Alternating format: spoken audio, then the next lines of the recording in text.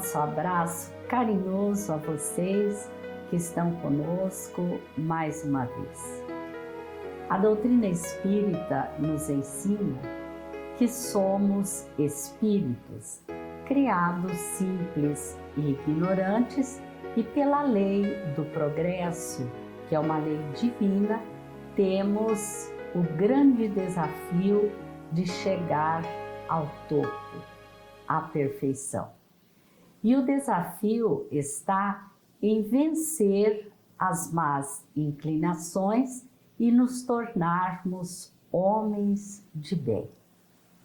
O que fazer para atingir essa meta? Está conosco Alexander Gonçalves, que é um estudioso da doutrina espírita e palestrante espírita da cidade de Maringá. Vamos conversar sobre o item do capítulo Sede Perfeitos, o homem de bem. Olá, Alex, que bom ter você conosco nesta oportunidade. Olá, Ivone, muito obrigado pela oportunidade, eu quem agradeço. Olá, amigos que nos assistem, é uma honra muito grande estar aqui. Alex, em face dos hábitos difíceis dos homens de hoje, como por exemplo a violência, a corrupção, nós devemos acreditar que o homem tem jeito? Sim, como você disse, nós devemos acreditar. Por quê? Porque Jesus nos ensinou isso. Do capítulo que você mencionou, o capítulo 17 do Evangelho segundo o Espiritismo, há uma mensagem de Jesus, do capítulo do Evangelho de Mateus, onde Jesus nos diz explicitamente: sede perfeitos, como perfeito é o vosso Pai que está no céu. E também numa outra passagem muito importante que nós sempre lembramos, que Jesus nos disse: nenhuma ovelha que o Pai confiou a mim se perderá. Ou seja, Jesus está nos dizendo que todos nós temos jeitos, até aqueles mais complicados que nós conhecemos, todos nós seremos perfeitos um dia. A questão, duas questões são muito importantes de pontuar, que é: a perfeição que nós almejamos é uma perfeição relativa, é a perfeição da criatura. Nenhum de nós será tão perfeito quanto Deus. Deus é Deus, Ele está acima de todos nós. E um segundo ponto muito importante é que o tempo que nós vamos levar depende dos esforços de cada um. Alguns chegam mais rápido, outros demoram um pouco mais, mas todos chegaremos lá. Todos seremos homens de bem. E você poderia citar alguns caracteres do homem de bem? Podemos. Kardec, ele nos apresenta alguns caracteres do homem de bem, sempre lembrando que Kardec não fechou a questão. Ele disse que se nós observássemos esses que ele apontou nesse capítulo 17, nós estaríamos no caminho, dos quais nós vamos pontuar alguns, porque a lista é extensa. Nós vamos colocar alguns aqui. O primeiro deles que nós gostaríamos de pontuar é aquele que deposita a fé em Deus e, logo uma depois, tem fé no futuro. É muito importante nós nos lembrarmos sempre de Deus.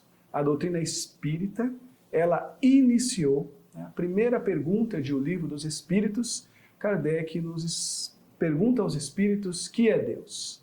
Inteligência suprema, causa primária de todas as coisas. O Espiritismo nasce e se desenvolve em cima de uma conceituação a respeito de Deus. Ele é a inteligência suprema, aquela que nunca erra, e é criador de tudo e de todos. Por isso, o verdadeiro cristão, o verdadeiro homem de bem, ele respeita a tudo e a todos. Ele cumpre os seus deveres para com tudo e com todos, porque ele sabe que Deus está no comando de tudo, que Deus criou a tudo e que Deus nos oferece as melhores oportunidades para cada um de nós. Uma outra característica muito importante e que ela ela é muito significativa nos dias de hoje. Nos diz Kardec: respeita nos outros todas as convicções sinceras. O Espiritismo nos ensina a respeitar todas as pessoas, né? A olharmos sempre, né, para o nosso próximo com olhos condescendentes, né? Sabendo que estamos em momentos diferentes, que cada um de nós tem o direito de pensar da forma como lhe aprouver e vai, claro, colher os frutos do seu pensamento, das suas ações. Bem pontuado que isso não significa concordar com todo mundo, mas respeitar. Um outro caractere que nós separamos aqui, que é muito importante, né? Toma por guia a caridade em todas as suas ações. Por quê? Porque a caridade, ela é muito importante, né? Quando nós passamos a auxiliar no mundo que nós vivemos, tudo caminha melhor, né? Quando a gente se fecha e busca tudo para si, as dificuldades, elas somente se assolam.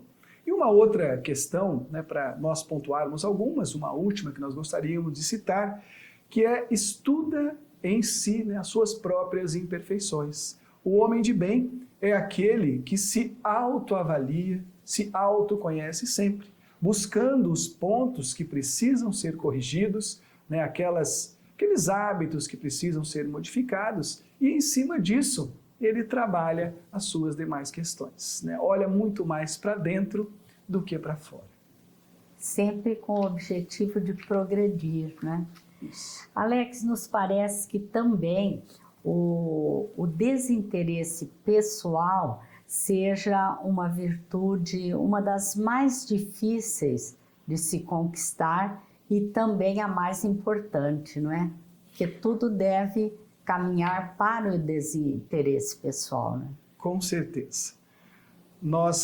A dificuldade de nós abandonarmos o desinteresse pessoal, né, a nosso ver, ele está muito relacionado à vida que nós vivenciamos hoje. Nós aprendemos o contrário disso, né? A sociedade que nós vivemos, ela está nos ensinando que nós devemos vencer a qualquer custo. E nós aprendemos com o Evangelho que nós precisamos vencer com o outro, não sobre o outro. O Evangelho, né, a doutrina espírita, ela nos ensina que o progresso ele acontece em duas vertentes, né, a individual e a coletiva. E as duas têm que caminhar lado a lado. É preciso que nós passemos, né, a ensinar, a vivenciar o desinteresse pessoal. Lembrar que o coletivo, ele é mais importante. Às vezes, né, eu terei que sofrer alguma coisa para que as outras pessoas, né, vivenciem algo melhor. O exemplo maior é o exemplo do Cristo, né, que sofreu para nos dar um grande exemplo de como se portar diante das dificuldades. E ela é muito importante porque o desinteresse pessoal, né, ele faz com que a gente olhe para o outro e busque as soluções, né, que abarquem o maior número de pessoas. Né, quando nós fizermos isso e cada um fizer esse trabalho, nós vamos ver que os problemas, eles naturalmente, eles desaparecerão, porque todos estaremos trabalhando uns para os outros. Quando nós nos fechamos, a gente só se preocupa com o nosso e a coisa só se complica. Alex, considerando a condição de inferioridade do homem ainda hoje, nós perguntamos de que forma acontecerá a mudança, porque o progresso acontece e continuará acontecendo.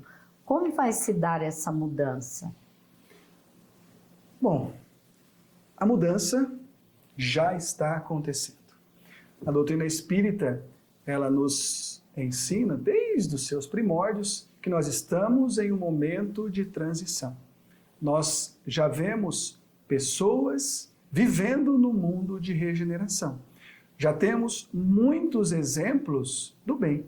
O bem nunca foi feito em tantas formas e em tanta quantidade quanto nós vemos hoje. Nós vemos de grupos de pessoas a organizações se preocupando, como nós falamos antes, com o coletivo, né, lutando pelo direito das minorias, né, buscando recompor aquilo que nós estragamos em um momento ou outro, né? Então, esse processo ele está acontecendo, ele vai se avolumando na medida em que nós vivenciamos o Evangelho de Jesus, aquilo que ele nos ensinou, e vamos todos trabalhando para a nossa melhora e a melhora coletiva, né? Como nós falamos antes, esse é um processo em duas vertentes. Aqueles de nós que não nos adaptarmos a esse sistema, aqueles de nós que não fizermos essas melhoras, né, nós não teremos lugar nesse novo mundo que está se delineando, que está sendo construído.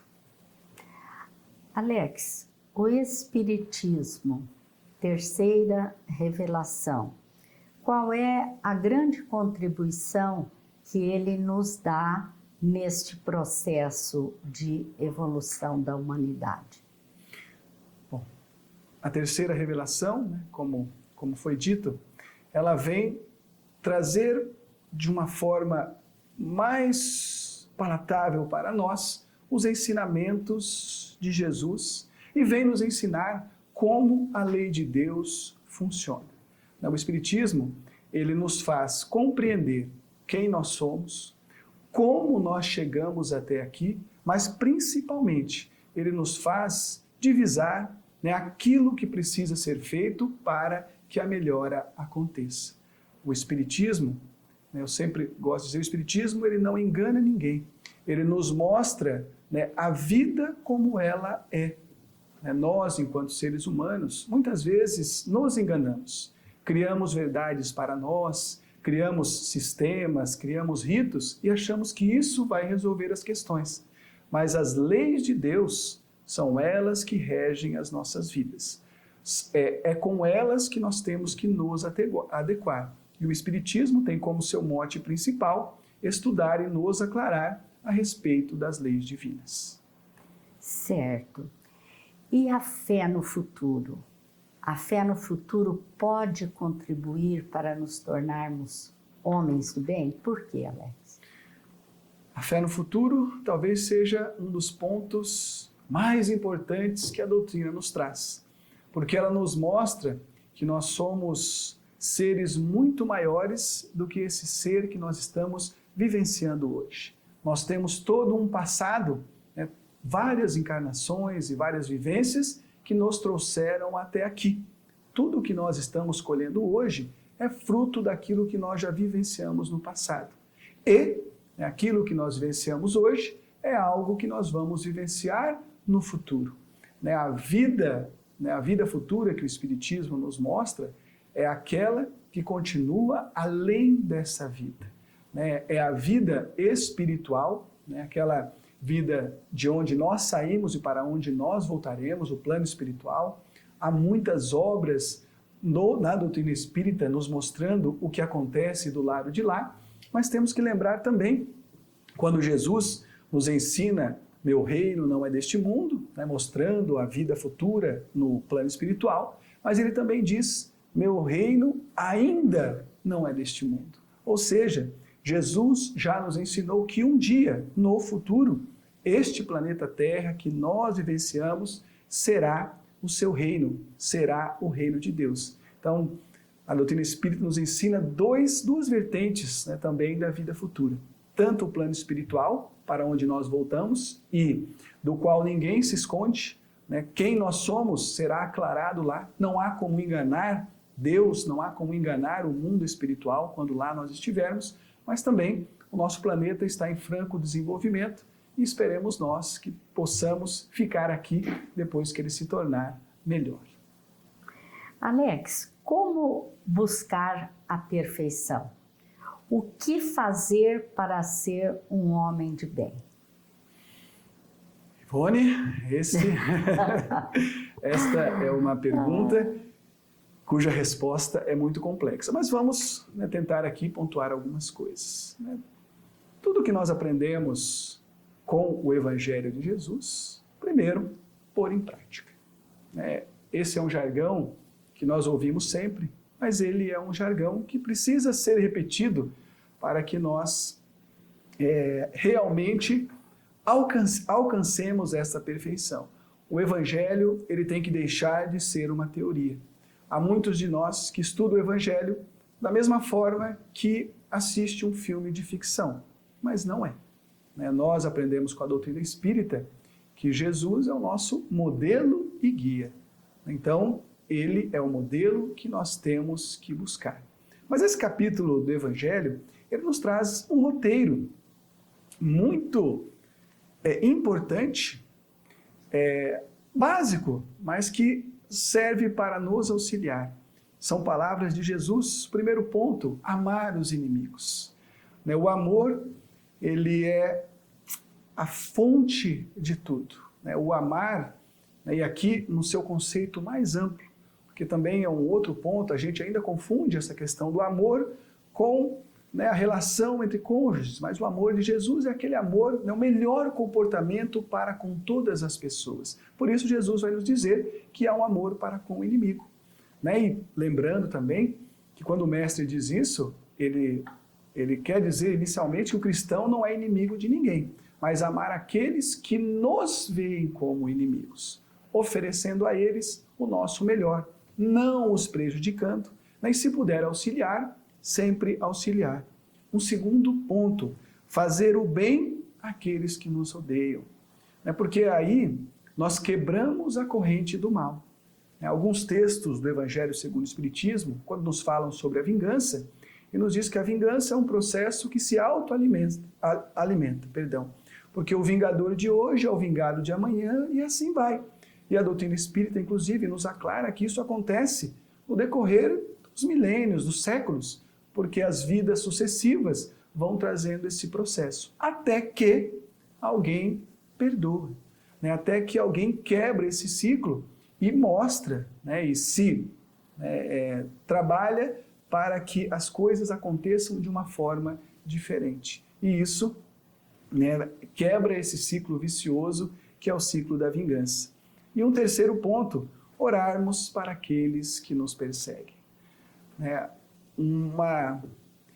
A doutrina espírita, nas reuniões mediúnicas, nos livros em geral, nos mostra que há uma preocupação da doutrina, da espiritualidade superior, não apenas com aqueles que sofrem, mas com aqueles que fazem sofrer.